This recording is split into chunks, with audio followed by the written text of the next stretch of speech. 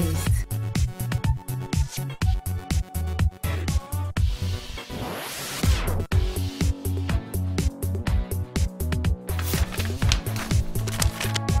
Mesdames et messieurs, bonjour et bienvenue à cette édition de votre émission Parole au test.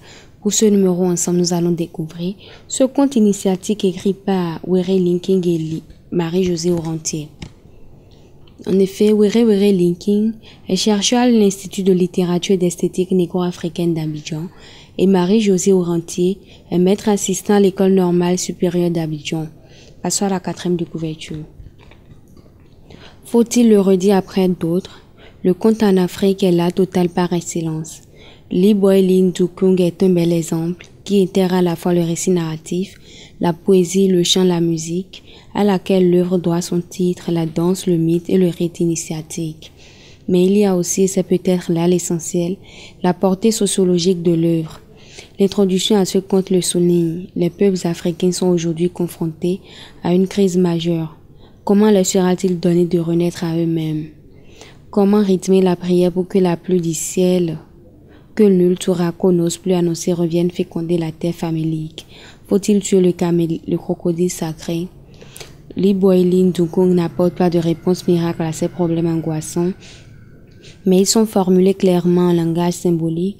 Notre manière à nous de les dire et bien dire, avec pour seul objectif de contraindre l'esprit à s'interroger encore et toujours, pour contraindre la lumière à jaillir enfin. Il n'y a pas aujourd'hui pour l'Afrique meilleure exigence. Découvrons le contenu de notre recueil avec quelques extraits que je vous invite à suivre. Les contes sont des belles histoires. Sont-elles vraies? Sont-elles fausses? Elles viennent de nos origines. Nos origines viennent du soleil couchant. Les contes sont de belles histoires. Sont-elles réelles? Sont-elles rêves? C'est la faute à l'Occident. Le bateau des contes accoste à minuit. Deux petites mamites mijotent. L'une chantonne pète-tête, l'autre mala. Le bateau des contes accoste à minuit. Il y en a qui dorment, il y en a qui somnolent, d'autres veillent. Les uns perçoivent un vague bruit qui les berce, d'autres attrapent au passage quelques mots qui prolongent leurs songes. Certains comprennent la langue du conte et veillent jusqu'au matin. La vie appartient à ceux qui veillent, ceux qui se lèvent tôt l'attrapent au vol, ceux qui dorment vivent aussi et le rêve devient une vie. Les contes sont de belles histoires. Sont-elles réelles? Sont-elles rêves? C'est la faute au soleil couchant. Un oiselot venu du nord s'est gavé d'huile et a déféqué le kaolin. Un oiselet venu du sud s'est gavé du kaolin et a déféqué l'huile. On interrogea Tortue et Tortue de répondre. Charogne de vos pères, pourriture de vos mères. Les contes sont de belles histoires. Sont-elles vraies? Sont-elles fausses? Demandez à nos origines, demandez au soleil couchant. Le conte qui débarque ce soir s'appelle Lee Boy Lin Dukung à Guinguilaye. Voici donc ce qui arriva. Le plaisir de vivre un sentiment irréfléchi ne réalise pas toujours le bonheur promis. Un homme se retrouva polygame. Sa famille lui avait choisi une femme qu'il détestait. Il prit une seconde épouse sans consulter personne. La femme de son choix ne lui donna qu'une fille. L'épouse détestée enfanta un garçon et subit les pires sévices de la part de son mari. Elle en mourut, mais le ciel a sa justice.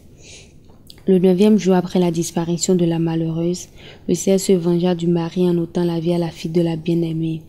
L'homme désespéré nourrit une haine féroce contre son fils et décida de l'envoyer rejoindre sa mère. Mais le Mbak guette dans l'ombre les criminels et les pourchasse pour les couvrir de honte. Notre homme le savait, il refusa de courir un tel risque et préféra que la mort s'abatte sur l'enfant fatalement comme pour sa fille. Personne ne serait accusé, un accident est si vite arrivé. Un jour, l'homme dit à son fils, « Va dans mon ancien champ au-delà de la vallée, là où coule la rivière Crocodile à 3 rivières d'ici. Va dans ce champ et cueille un régime de bananes pour la fête. » L'homme espérait dans son fort intérieur que son fils se noierait ou deviendrait la proie des crocodiles ou abandonnerait sa mission et mériterait ainsi la malédiction paternelle. Le jeune garçon élevé par sa grand-mère avait appris que la première qualité d'un enfant est d'obéir et d'obéir encore jusqu'à acquérir une expérience personnelle permettant de juger et de choisir en connaissance de cause. Il s'inclina donc et se rendit chez sa grand-mère pour la saluer. La vieille femme émue lui donna des conseils qu'il garda jalousement en cas de besoin, et il prit la route muni de sa seule machette comme tous les mâles de sa tribu. Il marcha et marcha encore. Sur le chemin, il coupa une longue, très longue liane de rotin et il fit un nœud à l'une de ses extrémités. Arrivé à la rivière aux crocodiles, il commença par longer la rive et choisit de l'un le régime de bananes. Il lança alors le nœud qui, après plusieurs essais, s'accrocha au bananier. Il attacha l'autre extrémité de la liane à un arbre, puis armé de sa machette, il grimpa le long de la corde jusqu'au bananier. Il s'empara du régime et se laissa glisser jusqu'au rivage. Et le troisième jour, traînant toujours sa lourde charge, il se rendit chez son père. « Comment y es-tu pris ?» s'enquit le père, étonné de l'habileté de son fils. Il répondit simplement « Je suis allé, j'ai cueilli le régime, je l'ai ramené. » Son calme effraya le père qui cherchait une autre manière de se débarrasser de son fils. Du temps passa, l'enfant grandissait vite. L'homme se torturait l'esprit nuit et jour pour trouver une solution sans attraper le mal des criminels. Un jour enfin, il trouva et convoqua son fils. « Je crois, lui dit-il, que la lionne de la caverne a mis bas. Tu vas aller capturer les lionceaux. On les domestiquera et ils veilleront sur le village comme de vrais chiens de garde. Et quand ils seront vieux, nous donneront leur peau. » L'enfant acquiesça et alla demander conseil à sa grand-mère. Quand la vieille femme eut connaissance de cette nouvelle épreuve, elle comprit que l'on avait vraiment décidé la perte de son petit-fils. Mais se dit-elle, on en sera pour ses frères car l'homme à l'étoile au front ne naît pas plusieurs fois dans une même famille. Et quand il naît, même la nature semble pour le protéger. La vieille femme dit à son fils, « Ne t'en fais pas, tu en viendras à bout. » Elle lui prodigua encore d'autres conseils et l'enfant prit la route au petit matin muni de sa machette comme tous les mâles de sa tribu, mais aussi d'une chèvre donnée par sa grand-mère. L'enfant marcha un jour et une demi-nuit et consacra une demi-nuit et une journée à observer les allées et venues de la lionne. Le lendemain matin, il se mit à battre la chèvre qui bêlait à fendre l'âme. Quand la lionne eut rugi 3 fois, l'enfant se sauva et alla s'emparer des 3 lionceaux et la mère dévora la chèvre. Le 3e jour, l'enfant ramena les lionceaux à son père. À la vue, le pauvre homme faillit s'évanouir de terreur et de désespoir. Quelle force guidait cet enfant? Que devrait-il faire pour s'en débarrasser? Anguinguilaye, Yessé, le conteur, un jour, l'homme convoqua à nouveau son fils et lui dit « Les yeux du crocodile sacré apportent à celui qui les trouve et à sa famille puissance, prospérité et longévité. Je m'étais toujours promis d'aller tenter ma chance dans la mare sacrée. Or, me voici vieux et fatigué, mais toi, va, fais plaisir à ton père qui n'a plus que toi. » Il omit de révéler que beaucoup avaient tenté l'expérience et avaient disparu sans laisser de traces. Le jeune homme, car c'en était déjà un, réfléchit seul un jour et une nuit. Il interrogea plusieurs vieillards sur le crocodile sacré et apprit son histoire. Autrefois, un homme riche et puissant eut 12 enfants, aussi vil et méchants que le père était sage et doux. Ils s'emparèrent de la fortune du père pour dominer et dégrader le village. Ils pillaient, molestaient, violaient. Les filles trop orgueilleuses ne se mariaient pas et devenaient incestueuses. La honte et le désespoir envahit le père qui décida d'aller se noyer dans les tangs. Mais avant de disparaître, il maudit ses enfants en ces termes. Maudits soient les fruits qui méprisent les racines. Maudites soient les racines qui méprisent l'eau. Maudit soit l'homme qui méprise les enseignements de son père, racine et source de sa vie. Maudit, maudit, maudit. À ces mots, il souleva son pagne devant ses enfants et péta grossièrement. Sur le chemin qui mène à l'étang, il pleurait, il invectivait et se demandait ce qu'il avait fait pour mériter une telle progéniture. Il pensait que la richesse et la puissance ne devaient pas être confiées à qui ne les méritait pas. Sur la plage du village, il réunit une foule autour de lui et proclama qu'il cacherait sa richesse dans le ventre du crocodile. Seul celui qui réussirait à prendre les œufs du crocodile sans le tuer, retrouverait richesse et puissance. De quel crocodile s'agissait-il, se demandaient les assoiffés de puissance et de richesse. Mais l'homme resta muet et s'enfuit, se noyer dans les tangs. Du temps passa, il n'y avait pas de crocodile dans les rivières et on oublia les paroles du désespéré. 3 ans après, la famine s'abattit sur le visage et toute richesse disparut. Il y eut des morts et des morts. La descendance du malheureux homme s'éteignit. Le bruit coulerait qu'une des filles était rescapée, mais personne n'entendait plus parler d'elle.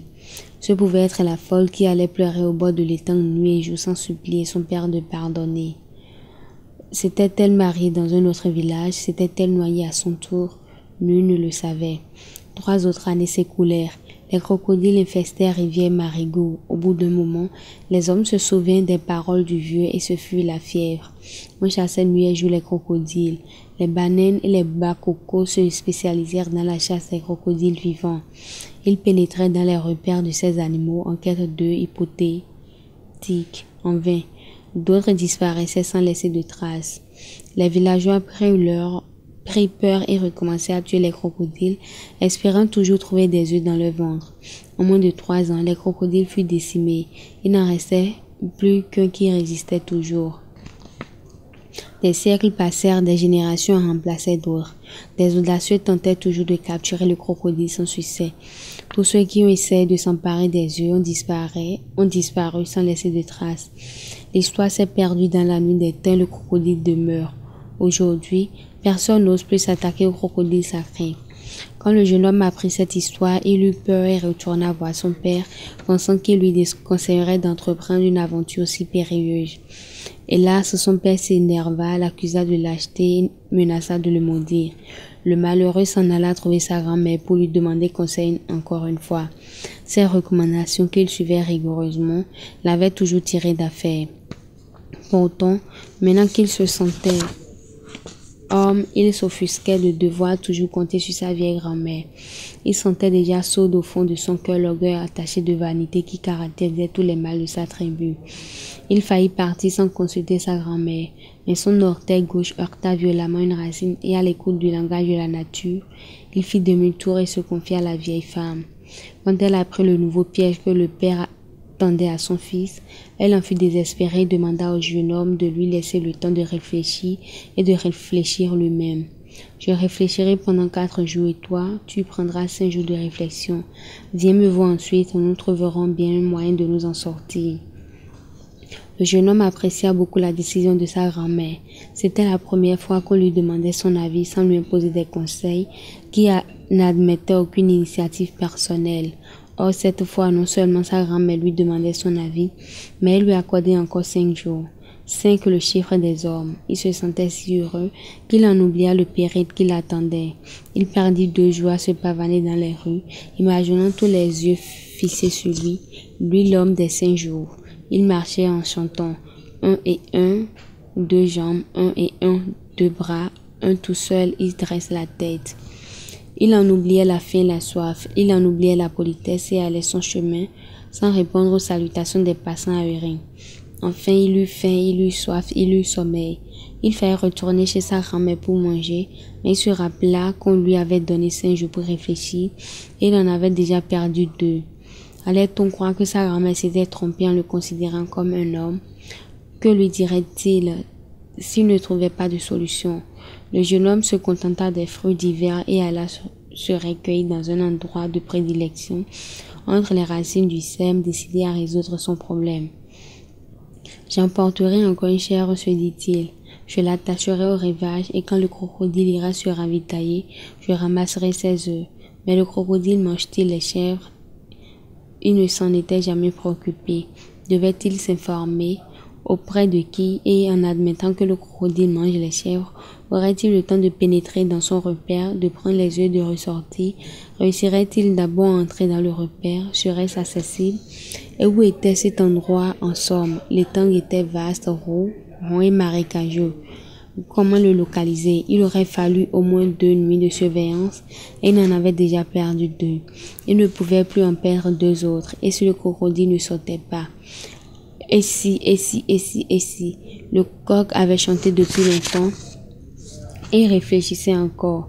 Puis il tomba dans un profond sommeil. La jeunesse et la fatigue aidant, il dormit pendant presque toute la journée. À son réveil, le soleil était déjà passé de l'autre côté de la colline. Il avait faim, il avait froid, il était courbattu. Il ne pouvait se présenter devant son père pour partager son repas. Il ne voulait voir sa grand-mère avant les 5 jours sans une solution. Il n'osait se montrer à personne dans le village, surtout pas aux femmes. tout le monde aurait vu son désarroi. Il devait patienter, terminer ses fameux 5 jours. Amis de Parole Hôtesse, c'était un conte initiatique écrit par Wéré Linky et Marie-Josée Ourantier. Merci de nous avoir suivis. Ce recueil, vous le retrouverez dans les réunions de la bibliothèque Nicéphore Dieudonné Soglo du Centre culturel et artistique Africa de Cotonou. On se retrouve bientôt pour un autre numéro de votre émission. Bye bye.